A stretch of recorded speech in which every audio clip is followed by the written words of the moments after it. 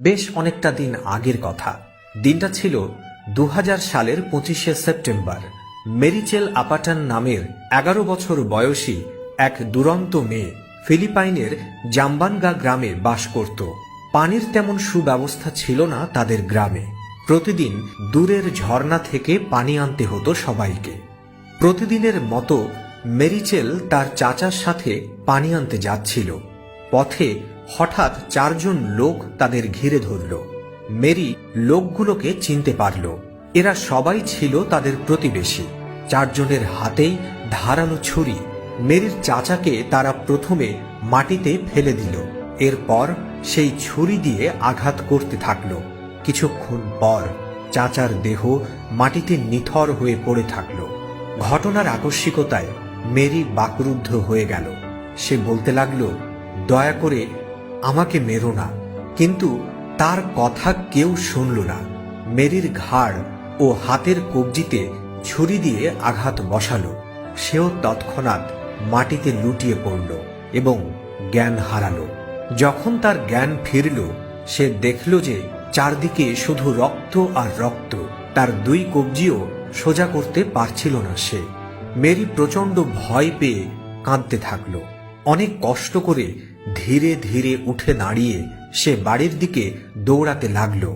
পথে বারবার সে পড়ে যাচ্ছিল, অজ্ঞান হয়ে পড়ছিল, কিন্তু আবার উঠে যত দ্রুত সম্ভব তার মায়ের কাছে যাবার জন্য ছুটে চলছিল।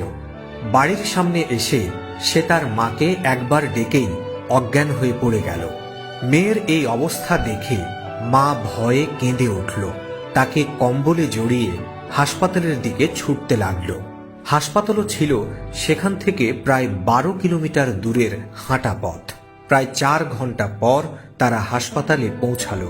ডাক্তাররা প্রথমে ভাবল যে মেরিচেল অ্যাপাটানকে হয়তো বাঁচানো সম্ভব হবে না। প্রায় 5 ঘন্টার অপারেশন আর 25টি সেলাই শেষে মেরি বেঁচে গেল।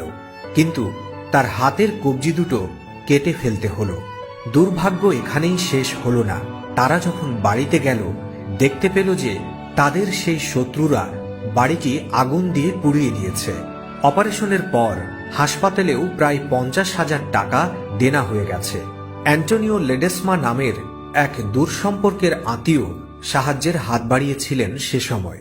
হাসপাতালের বিল শোধ হল। সেই অপরাধীদের প্রত্যেকেই ধরাও পড়ল। তাদের সবার আজীবন কারাদণ্ড হল। মেরিকে ভর্তি করা হলো প্রতিবন্ধীদের স্কুলে। আসলে প্রকৃত জয়ীরা কখনো আশা হারায় না। 2 হাত না থাকার জন্য মেরি আল্লাহকে দোষ কখনোই দিল না, বরং সে চেষ্টা করতে লাগল। সে তার কনুইকে কাজে লাগাতে শিখল অবিশ্বাস্যভাবে। মেরি হয়ে উঠল তার স্কুলের সবচেয়ে পরিশ্রমী, কম্পিউটারে দক্ষ এবং সবচেয়ে ভদ্র মেয়ে।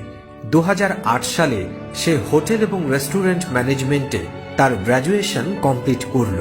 শুধু তাই নয়, এই কোর্সে সে একটি গোল্ড মেডেলও পেল।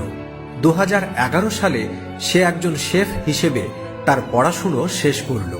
সে এখন 5 তারা হোটেলের একজন প্রধান বাবুর্চি, অথচ যার 2টো হাতের আঙুলি নেই।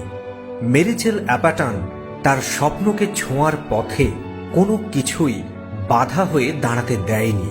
কারণ ওই যে প্রকৃত জয়ীরা কখনো আশা হারায় না। মেরি পেরেছে, আমরা কেন পারবো না?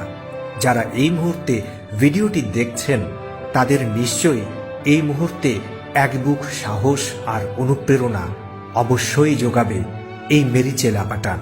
সেজন্যই আমরা বলি, হোঁচট খাওয়ার মানে হেরে যাওয়া নয়, জয়ের অনীহা থেকেই পরাজয়ের সৃষ্টি হয়।